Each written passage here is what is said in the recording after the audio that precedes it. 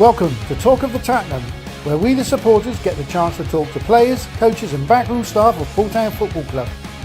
This episode features goalkeeper Max Evans. At only 21 years old, Max discusses his career so far, mental health in football and his arrival at Pooltown Football Club. Hello Max, how are you doing? Very well, thank you. Yourself? Yeah, very good, thank you. Good evening Alex, how are you doing? I'm not so bad, I'm so tired, but yeah, not so bad, not so bad. Yeah, how's the recovery? Yeah, I can agree with you with the tiredness, all 4 hours sleep, so yeah. What time did you get in? Funny. I think around 2 o'clock. Yeah, I just about remember dropping you off, and then yeah, I didn't get in through the door till 2:45, so yeah. Yeah. But well worth it. Well worth Absolutely. It. Worth every minute of it, I think. God, yeah, tell us about the game. I missed it. Okay. Alex was there, so Alex, you can discuss the details. I hear Max had a blinder, judging by the Twitter commentary. Yeah, you did, and I don't think I'd take anything else on that, to be honest with you. I think definitely it's the best game I've seen you play. It was very difficult, kind of, to say anyone else was man of the match, to be honest with you. I thought you made that. I think you had a one-on-one save, and that was just fantastic. And then their strikers were bothering you all the first half, and then you just kind of swept them up. Really, there was nothing they could do. I don't think even world-class players would have scored against you last night. I think you just had one of those games where everything you saved, everything was at you, and you saved it. You dealt with it really well. So, yeah, you had a blinder of a game.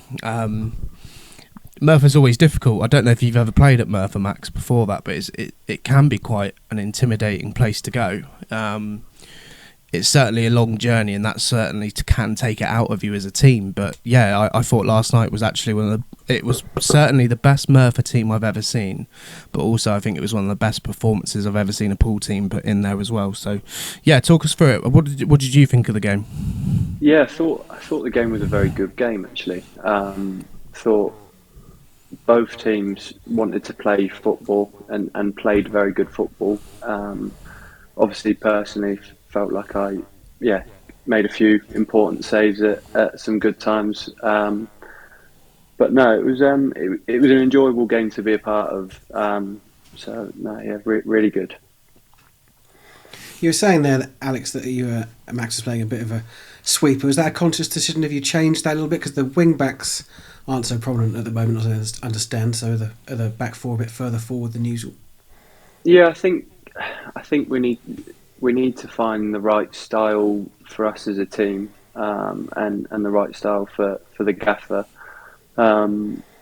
So I think it's sort of trial and error at the moment, albeit we've had a few games previously. I think at the moment we're finding the best way for us and to play out, and when to go long and when to have a high line and when to drop deep. So I think it's all trial and error at the moment for the team as such. But it worked well last night. So.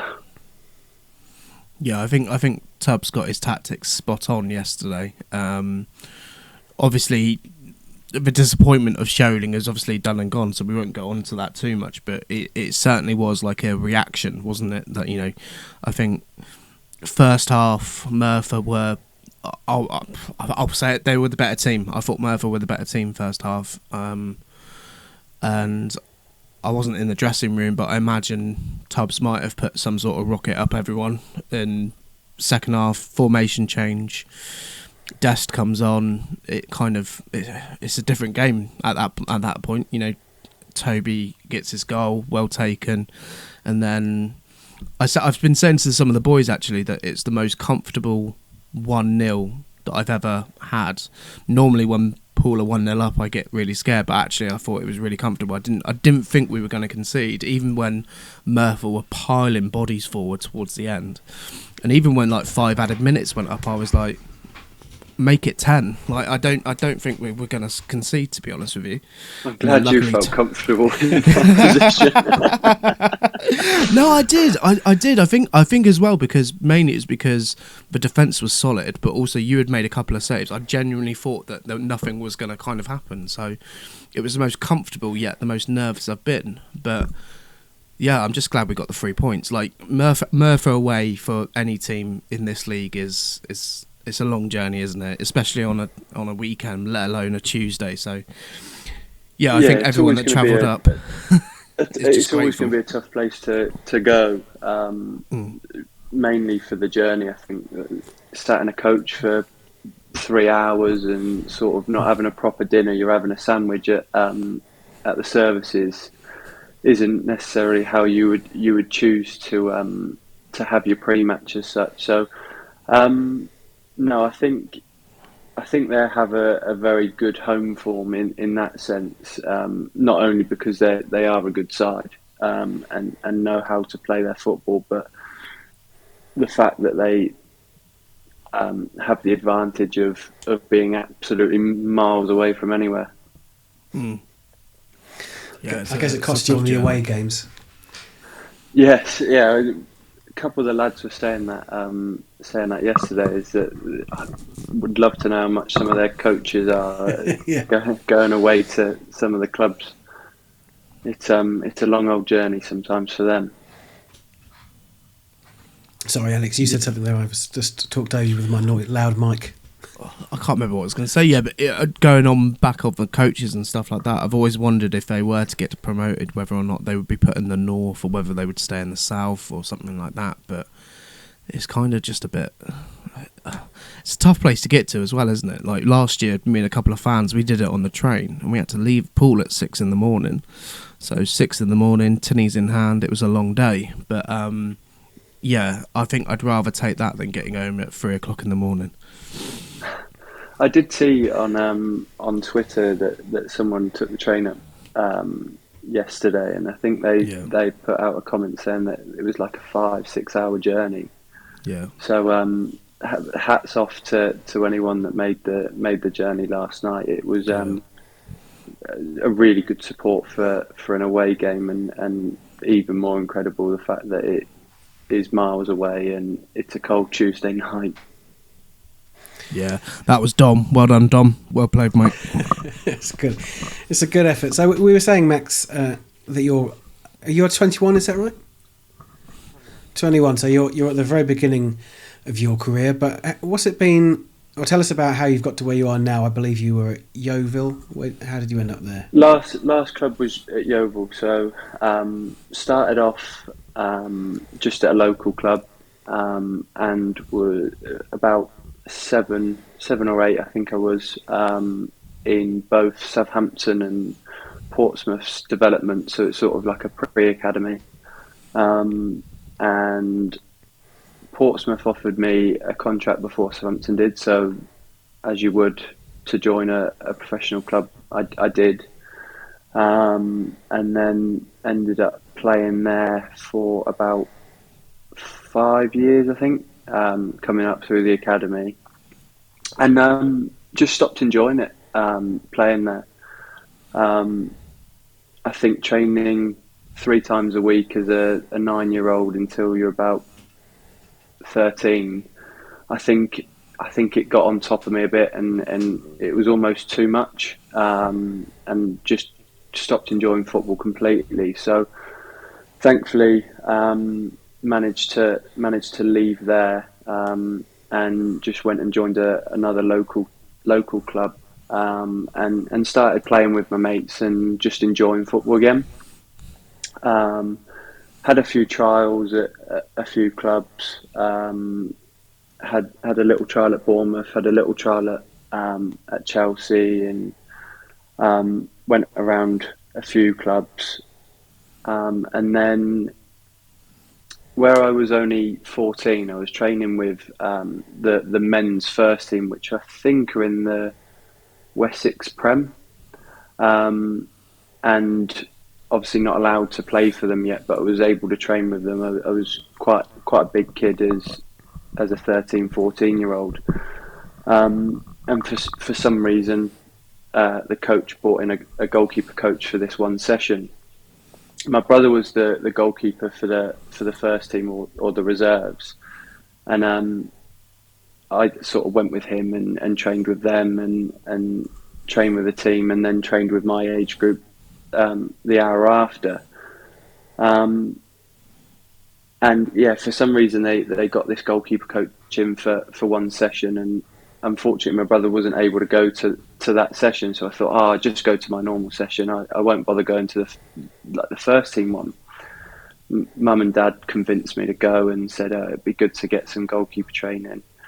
And from then, that goalkeeper coach knew Wayne Brown, who was the Oxford United goalkeeper coach, and then sort of recommended me to Wayne Brown, who eventually got me in a 6-week trial at Oxford when I was 15, and then ended up signing there as an academy player for the under-16s.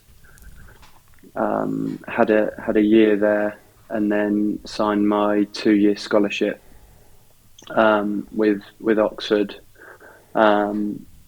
which was some of the best moments of my life in those 2 years. Are you still doing academic stuff at that point? Yes. So in the Oxford, scholarship, So in the scholarship, we did. We had a college day on a Wednesday. So I think someone from the local Oxford college come in, and we did. Wouldn't be able to tell you what qualifications they were. Did pass them somehow, but yeah, no, we did 1 day a week college, and then Monday, Tuesday, Thursday, Friday was training. So which was really good. Like I said, had some of the best moments of my career so far in those 2 years, and at the time they didn't have a separate goalkeeper coach for the under-18s and the first team, so a lot of the time I was able to train with the first team goalkeepers, which I learnt a lot off of, and that was brilliant. And then unfortunately COVID hit in my second year scholar, which meant that sort of everyone went home and didn't really get to finish my scholar as such. I think it was the last few months that we didn't get to finish, and unfortunately didn't get offered a pro contract or anything. So was phoning around agents in COVID time, trying to see who would have me in, what clubs are looking for a young goalkeeper to sort of come through the ranks. And thankfully the agent that I got in contact with said, look, I'm friends with Darren Saal at Yeovil. I can get you in to train with them for the time being while I look to find you another club. So I went to Yeovil, and they already had 2 goalkeepers there at the time, and we're training with Yeovil for probably 3 months consistently, and doing quite well, and ended up signing for Frome Town originally. Played a handful of games with them, which were really good, and the number 2 goalkeeper at the time ended up leaving and going to another club, which meant that they had no second choice keeper, and thankfully the manager saw my progress in the short space of time and thought that it would be worth signing me on. So signed at Yeovil for the rest of that season, and was the number 2 goalkeeper there, sat on the bench as an 18-year-old young lad who first time in men's football really. So it was definitely an experience to open me up to the men's football completely, and one thing that was nice is the fact that my first season was all behind closed doors, so it was almost still, albeit it's men's football, it still felt like it was academy football in that sense, because there were no fans. So it sort of eased me quite nicely into it all, where albeit wasn't playing, it was still being involved in a match day and doing the warm ups and etc. And I think there was a few fans allowed in near to the end of the season, and that's when it sort of become a bit more real. And then ended up signing for another year, and made my professional debut in the FA Trophy against Woking, which was a brilliant experience to play at Hewish Park, and in front of fans at that time. And we had a bit of an upset not upset, but we had a bit of a break in our season at Yeovil at the time. Unfortunately, Lee Collins took his life when I was there, and that was a very sad moment for all of us involved in the club at that moment. So that was obviously not nice to be a part of, and don't think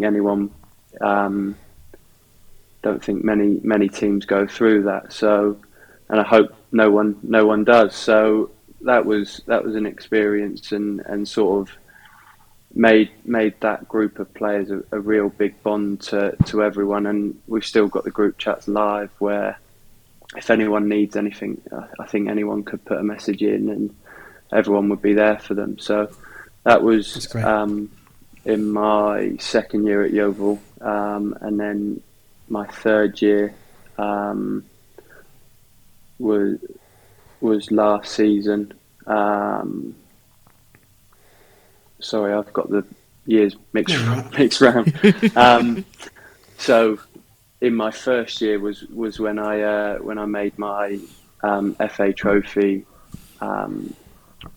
appearance, and then in my second year was when I made my league appearance against Altrincham, which was a brilliant experience, playing in the National League and well, keeping a clean sheet there as well, which was brilliant. So and then signed again, and went out on loan to just get a few minutes out on loan, and had quite a bad knee injury the start of last season, which put me out till Christmas, and then sort of had a couple of loans that didn't really come to much, and then ended up going out on loan to Hungerford in the Conference South for the last 8 games of the season. Now, albeit it wasn't the ideal scenario for Hungerford in the respects that we got relegated,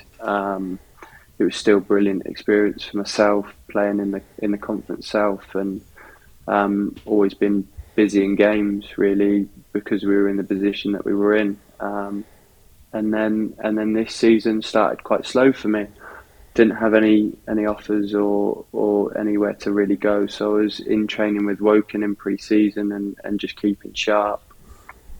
And then had the call to potentially come down to Poole and play a few games, and hopefully, depending on how well I do, see whether Paul decide to stick with it, and so far it's gone quite well.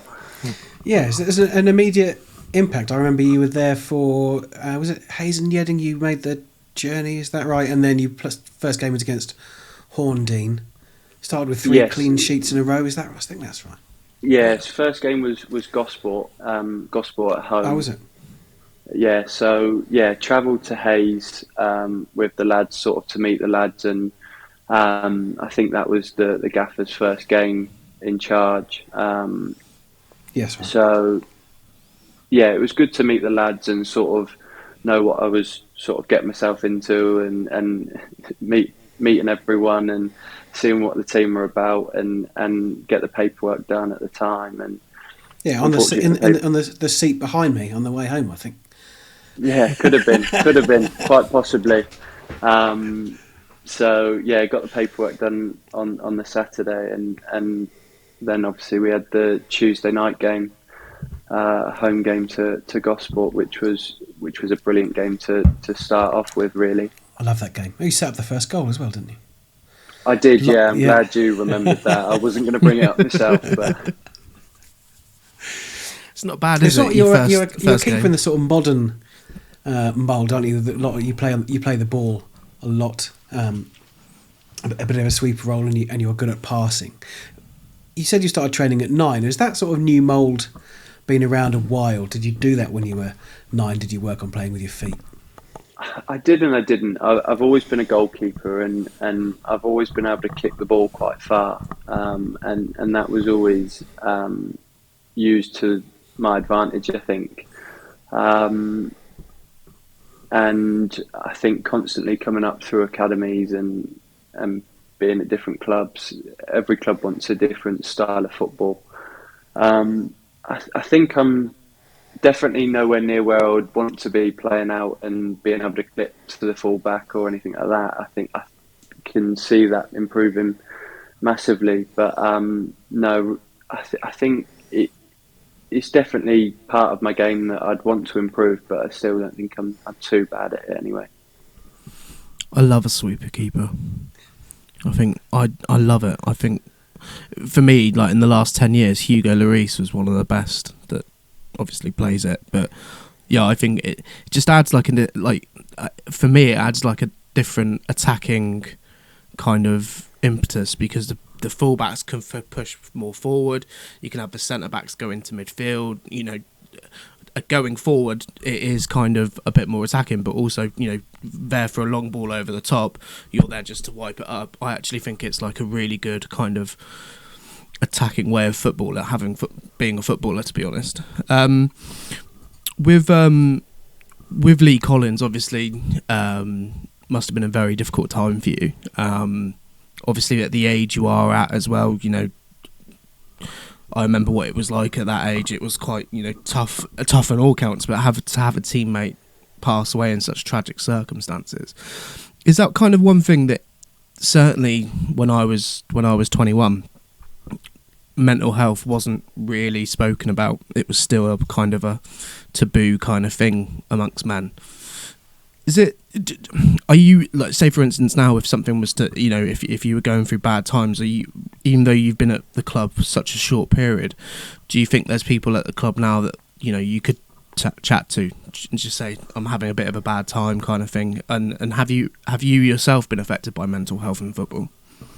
Personally, I don't think I have particularly. I think absolutely. I think whether I've been there for a week or been there for 10 years, I think that the lads that are there now, you could speak to any of them, and they would put an arm around your shoulder and be there for you. So I think I would like to pride myself in that sense as well, that lads would look at me in a similar way, that I'd be there for them. So yeah, no, I think that's a big thing now in the way that I try and conduct myself. Is I want to be there for anyone that needs any help, and even if it's just there to sort of have a rant and be done with it, then I'm happy to do that. So yeah, no, I think being in that changing room at the time, there learnt a lot about myself and learnt a lot about players and how people deal with things differently. So no, it definitely made me a lot stronger in that sense.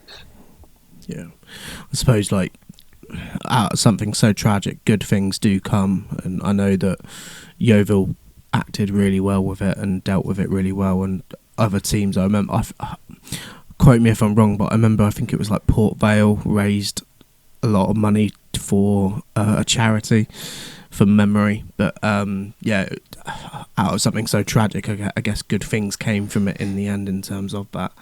But yeah, fair play for obviously coming out of it yourself and having a good kind of head going forward. Yeah, no, and I agree completely. Yeovil dealt with all the situations in that side of things so well. The manager and Terry Skiverton at the time there, they were brilliant and were there for anybody that needed any help. And yeah, the club handled it brilliantly. Yeah. It's amazing, isn't it? Because you don't necessarily think, looking from the outside, how tight a unit of players can be, especially I think at this level when you don't really know much about the players, you don't know the training schedule, you know that you sort of all go back to your day jobs. It does to sort of prove that you are all buddies, you do all need to be there for each other. It's not just a kickabout at the weekend. No, I think we all get along well, and I think obviously modern technology nowadays, obviously you can always speak to everyone, and I don't think there's really a day where our group chat isn't spoken in. So in that sense, it almost feels like you're speaking to the lads probably more than I try and speak to my missus sometimes. So, so you dropped into the team straight away, and I was kind of wondering, is that easier as a keeper? Can you sort of do it isolated from the rest of the team with relatively few training sessions? Do you think that's easier? Do you think it's harder? I mean, how much of a unit is that back defensive line? It's never easy joining a new team. I think I did know a couple of the lads coming in. I knew Deck from being at Bournemouth, played against him many times, and when I was at Oxford he was at Yeovil, so played against him then as well. So knew him previously, and I knew Luke Pardo previously. So that obviously helps having a couple of familiar faces there. But also the trip to Hayes definitely broke the ice in the sense that turned up and was on the coach and sort of met the lads, and the lads were having banter, and I could sort of oversee who was the class clowns as such. And Tony Lee. Well, you said that, not me. I'll say it as well. But no, it was good to meet the lads first before sort of having to play a game. I think these talk of the Tatnams has just turned into, since Tony's been on, just like how much abuse can we get the other players to give about Tony. Carry it on. Just carry on. Perhaps some strange questions, but I always think what I've seen of training with you guys, as in goalkeepers, you do a lot away from everyone else. And I guess you're pretty much one-to-one with Mark at Poole now. How is that? Do you sort of feel isolated? Do you feel cut off? Because I guess when you were really young, you were training with a few goalkeepers. I might be wrong about that, but it always seems like you're a department of one or two. So you must feel a bit different from everyone else. Yeah, no, I think so. Obviously, there's I think, but still trains Thursday nights. So there's still three of us training on a Thursday, and then on a Tuesday, normally the gaffer will get me involved in some of the passing drills and the possession, which is fun sometimes, and then sometimes I need the gas and air, unfortunately. Know the reason why I'm in goal, that's for sure. But no, so it's I think sometimes you go off and do your own bits, and I quite enjoy it. I quite enjoy doing our own little thing and catching balls and jumping on the floor and get muddy. But at the same time, I don't mind getting involved and showing the lads how it's done. Yeah. What's Mark like? Yeah, really good, really enjoyable. Sort of, we're both learning off each other, I think, in that sense. Sort of, he's teaching me things and showing me ways to do things that I would never have thought of, and they're working really well. And I think I've shown him a couple of things, and he's picked up little bits here and there. So, no, it's been really good, really good. He does seem like quite a bit of a joker as well. The times I've interacted with him has been good. He's an Arsenal fan as well, so it's always good to kind of joke about that a little bit. In regards to training, certainly on match day warm-ups, you sort of lead that to some extent, don't you? It seems that you do what you want to do on those days. Yeah, I think I've had something set up for the last 4 or 5 years that I think works for me. I like to do little bits. I like to everything short and sharp. I like to get out early, and then I like to get in early, so I've got enough time to sort of get changed and everything. So I think Mark's left that down to me in the sense and says, whatever you want, we'll do. And he's added a few bits here and there, so which has been good. But no, yeah, I think a goalkeeper, and when you've got a warm up before a game that you feel comfortable with, I think a lot of goalkeeper coaches will leave that down to you to do what you want to do. At the end of the day, you're the one that's playing in goal for the next 90 minutes. So I think as a goalkeeper, I think yes, it's a warm up and you're stretching and doing everything you need to do, but at the end of the day, a lot of it is muscle memory in the way of coming out for a cross. It's all muscle memory and catching a ball and diving. So it's sort of just getting warm and getting everything ready to then go and do it in the game. I've never seen a first team keeper or the keeper that's going to start the match take the warm up shots. I've never seen that. No, do no keepers do that? I've seen a few. I've seen a few that we've played against previously this season where they've come in literally 5 minutes before we're walking out, and they're running in, rushing around, putting the tapes on. And no, I'm not. Yeah, I don't like to do too much. I don't like to do too much before a game. I like to keep it short and sweet, but what I do it at quite a high intensity to get everything flowing and moving. Do you work outside of football at the moment, Max? Do a little bit. My uncle's friend owns a company that goes into warehouses and builds sort of workbenches, and today we built up some caging with sliding doors on it, and I'm going to bore everyone to death talking about it, but I go in and sort of build that in the warehouses at the moment. So doing little bits and bobs, not doing anything too much at the moment. Kind of want to focus on football and sort of, obviously I'm only young still as well. Sure. So no, trying to focus on football and sort of taking it easy. The reason I was asking, I mean, we've spoken to all the players about their day jobs and how they make semi-pro football work, but I always feel like just the keeper's so exposed if they have a bad game, or even just have a great game but just make the one simple mistake. You're always sort of so exposed, and I kind of wondered how that would affect you in daily life now that you don't work full time by the sounds of things. But do those, if you make a mistake, and I haven't seen you make any, or maybe one actually, but we'll not go into it. Do they sort of stick? Do they stick with you? Can you shift on them? Because all the other guys have said, when I was younger, I'd think about it all the time. If it was a bad game, I'd be upset. And obviously, you are a young guy, so I wonder how you cope with it. Should you make an error? I think for me, it's last year. The last couple of years, I've played with a goalkeeper called Grant Smith, who's now at Bromley. We got along really well, and I spoke to him about it, and he said there's more to life than football. But he's in professional football and playing every day.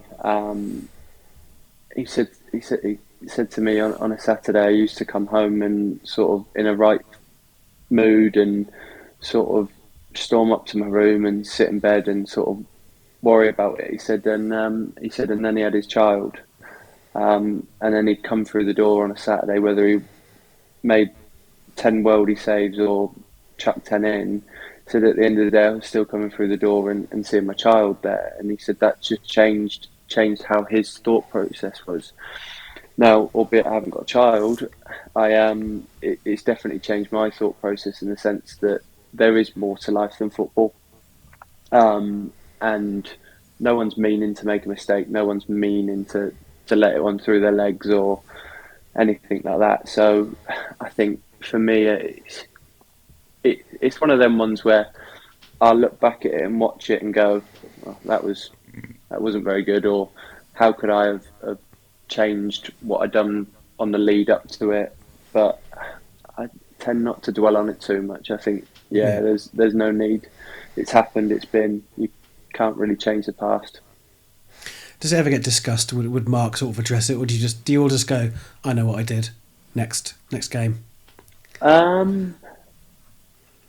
There's elements to, it depends on what it is and how bad it is. I think if it was a bad one, I think Mark would sort of leave it and we'd speak about it on the next time we're together, or send us a message and say, well, what do you think of that? I know for a fact that there's been times where after a game I've sort of gone and found him and said, look, I don't know, what was I doing wrong for this? Or what did I do wrong for this goal? And he sort of talked us through it, how he can remember, and we sort of go, we'll wait for the analysis and sort of have a look at that.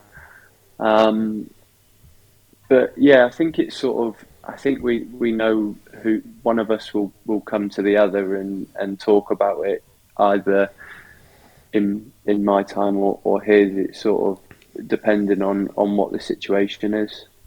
Yeah. It's a good way to do it. I know that if it was me, I wouldn't be able to cope with it. I can never be. And I actually used to play in goal, but I always would just be, whenever I see someone on TV and make a mistake, I just think, that would be with me for weeks. I remember the Champions League final, Liverpool and Real Madrid.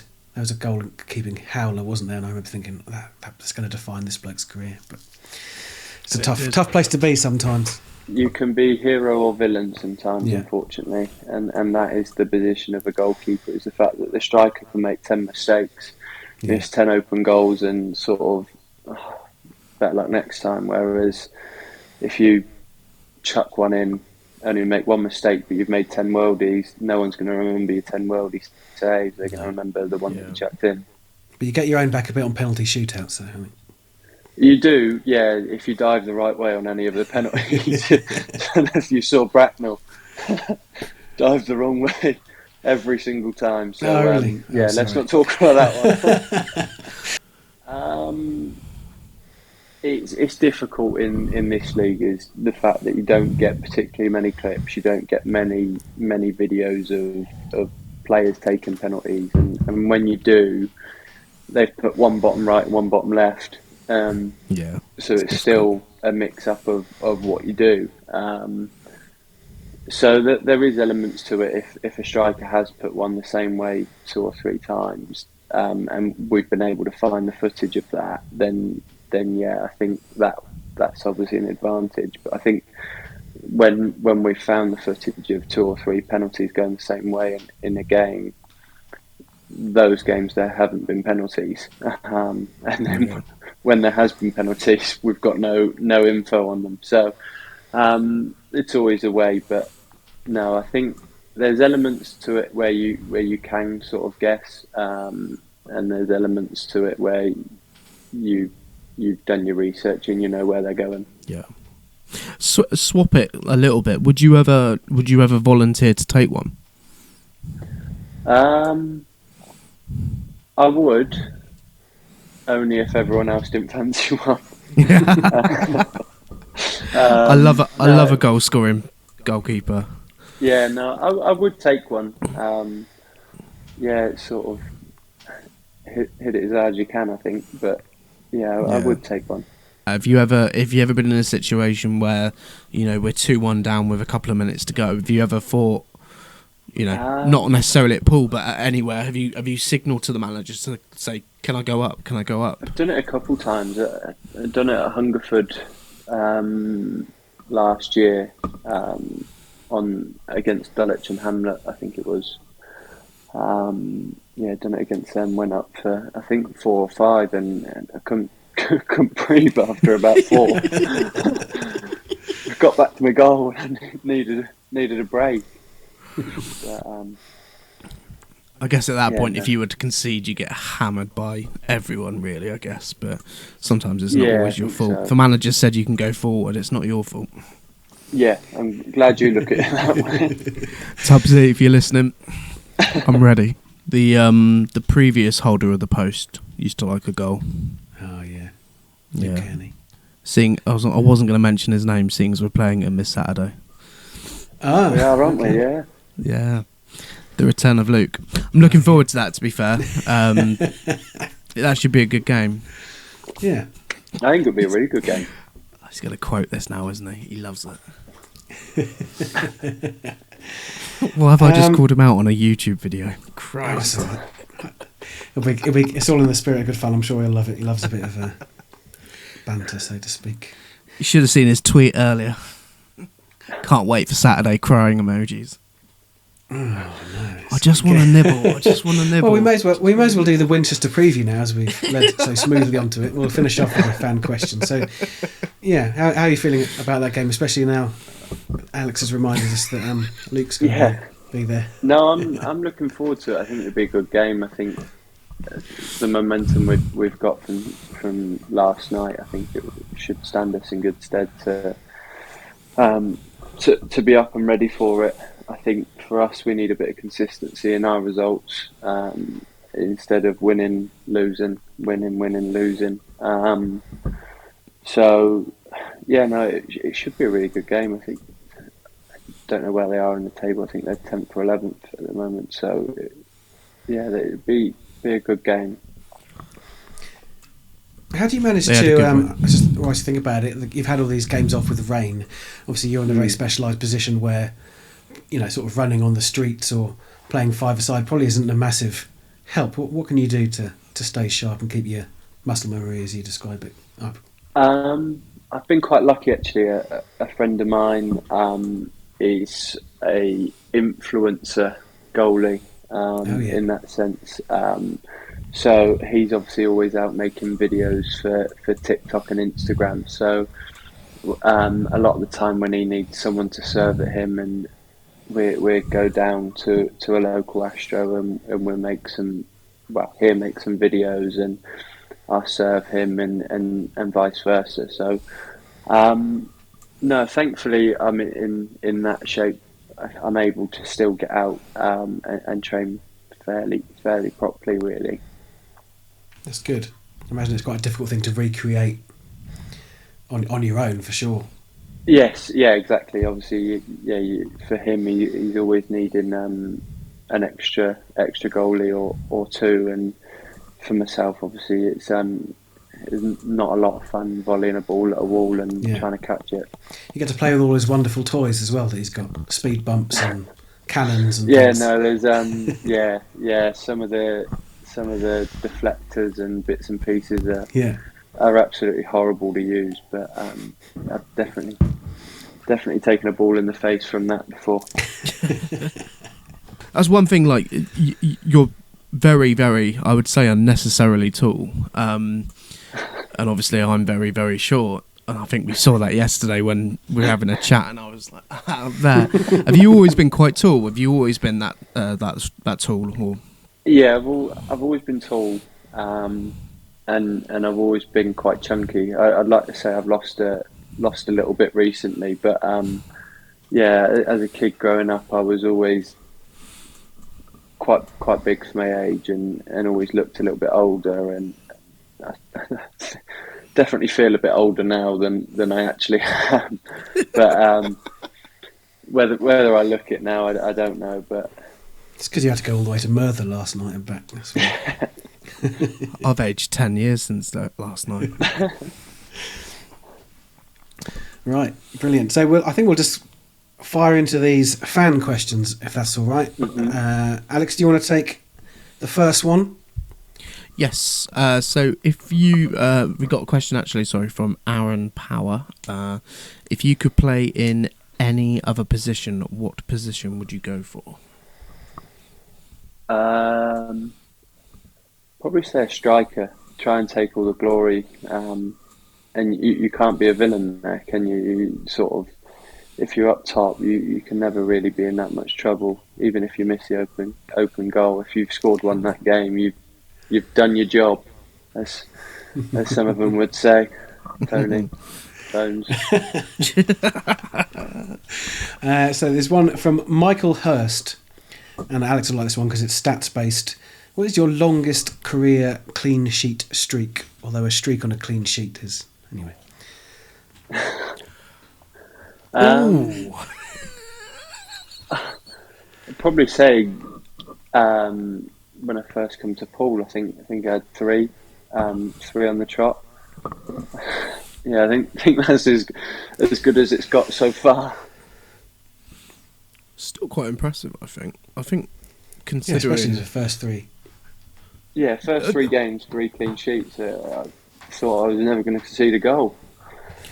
I know you've kind of played at a high level in a couple of sporadic games, but this is kind of like your first run in a league at this level. Would that be fair in saying, like your first? Other than playing seven games at the end of the season last year for Hungerford, I've never really had particularly too many games on the trot in men's football.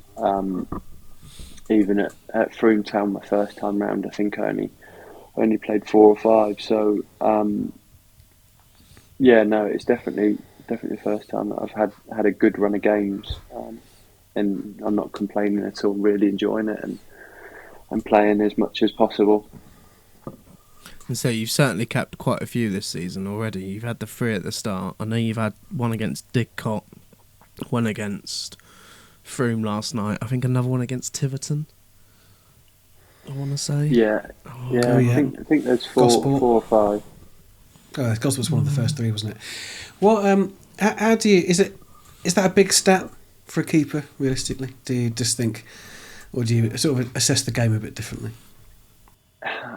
I think it's obviously always good to keep a clean sheet. I think it's difficult because there's been games where I feel like I've done well, and we've conceded sort of either a good goal or an unfortunate goal where it's a cross in and it's a scuffle in the box. And I think it's difficult to just focus on that from the game. If you've had a good game and sort of conceded a scrappy goal, it's it's not really, you can't sort of base your performance off of it, I don't think, because you could also keep it clean. Didcot, I had 1 save to make, so I can't say that I've had a worldy game there, because I haven't. I've had 1 save, but it's still a clean sheet, so I'm not complaining at all. But that is I don't think it defines whether you've had a good game or not.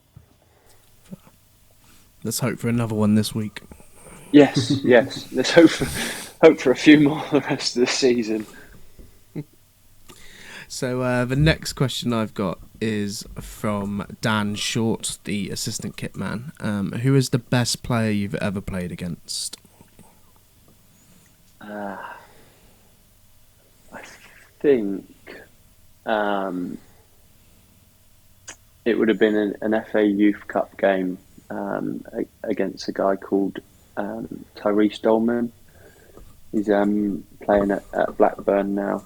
I think it's Blackburn, playing and starting for them most weeks. Very, very good player, very tricky with his feet. So yeah, he was a handful. He scored a couple past me as well, I think. Nice. Yeah, he is at Blackburn. Yeah. I'm trying to remember. I think he was a Man City academy player. I recognise the name, but I know definitely he's at Blackburn now. I think he scored against. Yeah, I think he was at Man City to start off. I could be completely wrong here, but I played against him when he was at Preston North End. He was very good then. So can only imagine he's very, very good now. Nice, yeah. This is a similar question, I guess, from Jamie Austin. He says, "Who's the best at scoring goals against you in training?" Someone got your number. There's a few. I would say in training, when I was at Yeovil, Reece Murphy used to score for fun at times. He scored a few.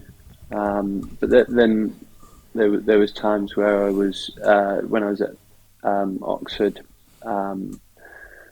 Sometimes I got called in for the shooting practice with the first team, and that was a different kettle of fish. Then it was it was just the net will stop it. I won't. Do you do much of the striking practice at Poole, or is you? We do a little bit of it, not too much. I think a lot of the players finishing will be involved in sort of shape work, and I actually prefer that, because passing the ball, getting it set back to you, taking a touch, and taking 5 seconds to decide where you're going to place it, and then put it. You're never going to get that time in a game, really. So I think a lot of the shooting that the lads have done so far has sort of been in the shape work and in the games that we play in training. I think that's a lot better for them and for me as well, because it's all game realistic then, rather than a shooting drill that they've got 5 seconds to decide where they want to put it. This isn't actually a question from Jamie Wiskin, but he mentioned it in his interview. He said that he has never met a normal goalkeeper, and I think he meant like a normal person that is a goalkeeper. What's your response to Jamie there? Well, goalkeepers are not normal. I'm going to put it back to you guys, actually. Do you think I'm normal? He seemed very normal. Well, there we go then. There is normal goalies out there. I've got a way of how we can quantify this. Oh, okay. What's your meal deal? What's your meal deal, Joyce? Oh, it depends. Depends what the scenario is. Oh, okay. You've just walked into Tesco's. You got your card out. What's your meal deal? Well, say you're at the workshop and you made a couple of benches and it's your lunch break. What do you pop in and grab? Do you think?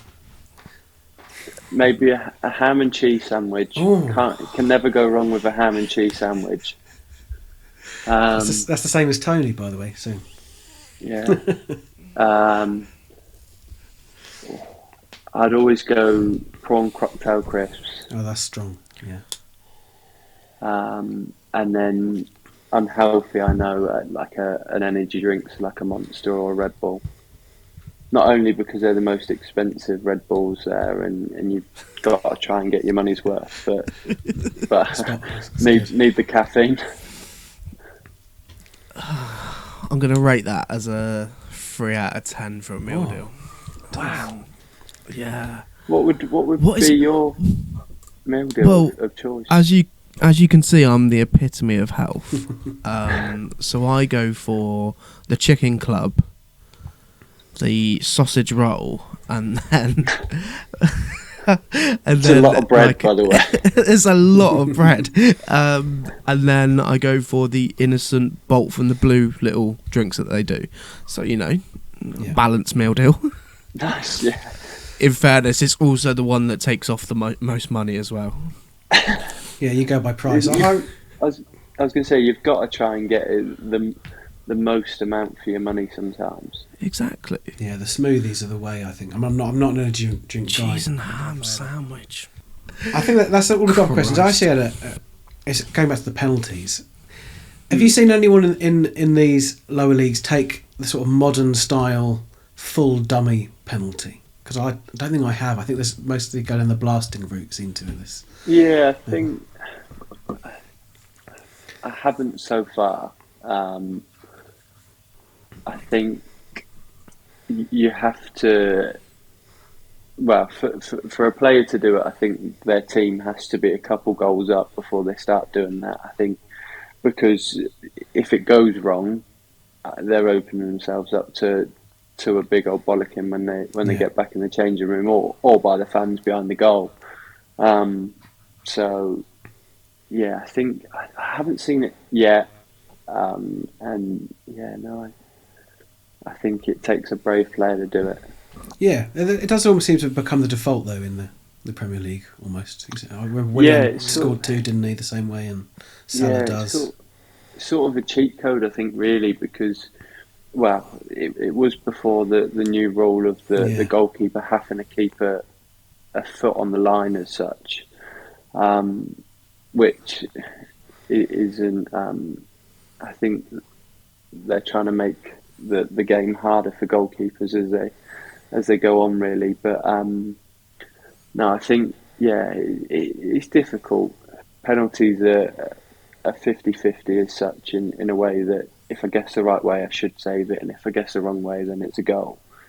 But I would love to know the percentages of how it weighs up, because it definitely isn't a 50-50 in my eyes. The player's got the whole goal to aim for, and I've just got one little area to dive in. So, and no one stays still, do they? No keeper's just going to stand there and wait for one down the middle. No. Who do you support, Max? No one really at the moment. I followed Southampton growing up, obviously being Southampton based, so I always check their scores and see how they get on, but I wouldn't say I was particularly a true footballer supporter. That don't watch much football and don't really support anyone. Fair enough. That's interesting. Oh, that's interesting. Like, you do see some like professional footballers who say the same thing. I'm not saying for 1 minute that like you don't like playing football, but a lot of footballers that are pro footballers say they don't have a team to support. It's weird. I like I say, if I was to support anyone, it'd be Southampton. But it's been I've been to the odd game here and there, but don't follow it particularly too much. I guess when your whole weekend is consumed by preparing for football, playing the football match, and then coming down after the highs or the lows of the football match, you haven't really got time to worry about whether the team you support has beaten Ipswich Town or something like that. So I get it. No, I get it. Like, I get it completely. Just waiting to look at your phone every chance. Just tucked in by your water bottle to check the scores. Oh dear. Brilliant. All right, thank you very much, Max. It's been great. No worries at all. Thank you. Thank you very much. Best of luck for Saturday. Yeah. Thank you very much. All right, enjoy the rest of your evening. I shall Cheers, stop.